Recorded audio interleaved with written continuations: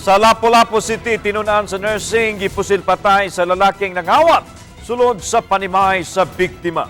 Ang biktima nga nahiagom og samad sa iyang dughan, gidala paunta sa tambalanan apan nakabsan gayud kini sa kinabuhi. Samtang ang sospek dadakpan ra usab pipila ka oras human sa krimen o gikatakdang pasakaan ug tukmang kaso. Ani ang detalye?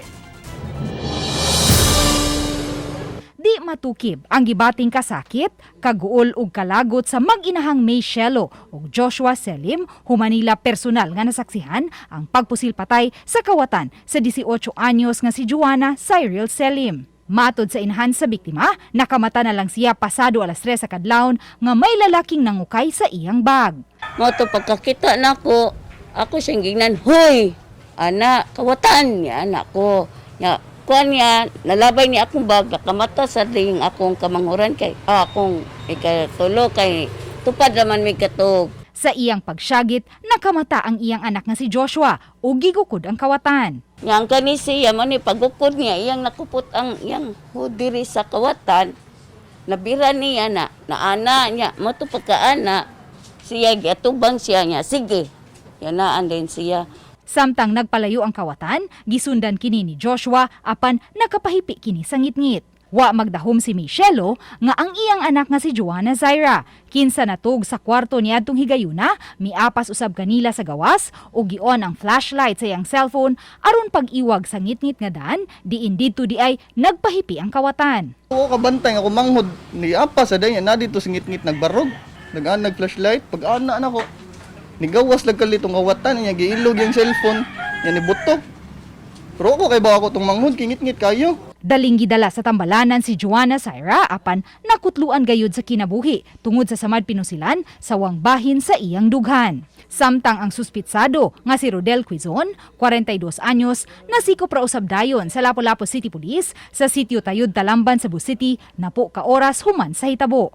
Matod ni Lapu-Lapu City Police Office Director, Police Colonel Elmer Lim, dakong tabang ang maayong koordinasyon sa Lapu-Lapu City Police ug Cebu City Police. Force multiplier na to nga nakatultol sa whereabouts sa mao nga sa suspect mo na nga nadakop siya.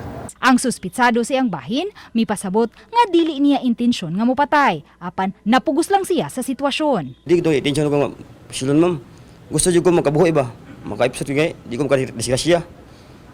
Jaman yang sa puntungan ko siya pugong ako. Ako gusto kanang wakli. Wakli ko siya pug dito butong armas. Iyang giangkon nga nalambigit siya sa ginadilong drogas ug niadtong Hunyo lang nakagawa sa prisuhan. Konsensya jud mayo. Tabo. Kay dili gustong patay tao na. Paskaan yun na mo kaso. Di na mabalik tao ng kung ano kong manghod eh. Ako kay itong plano mo tapang sa kong inahan. Kay iyang una ba yan na lang usa kanang siya na lang nag-eskwela. Ako niundang ako eskwela kay bugoy ko sa una. Di na ako kapasaylo niya, ma'am. Wala. Di na mabalik ang kinabuhi sa kong anak. Uboto na naon. Sayon na kay siya nakapatay. Napaidaghang mabiktima o gatong pasayloon. Gawa sa kasong iligal nga drogas, gitumbok usab si Rodel nga nalambigit sa mga insidente sa pagpangawat sa Barangay Buaya. Busa giawhag usab ang ubang mga biktima sa pagpatimaw sa police office. Unya probably nakakita sila kining maong tawhana. So pwede ta mo file og kaso in addition sa kaso nga atong i-file kining sa connection sa shooting to death. Uban ni Marlon Melgazo, Luan Merondina, Balitang Bisdak.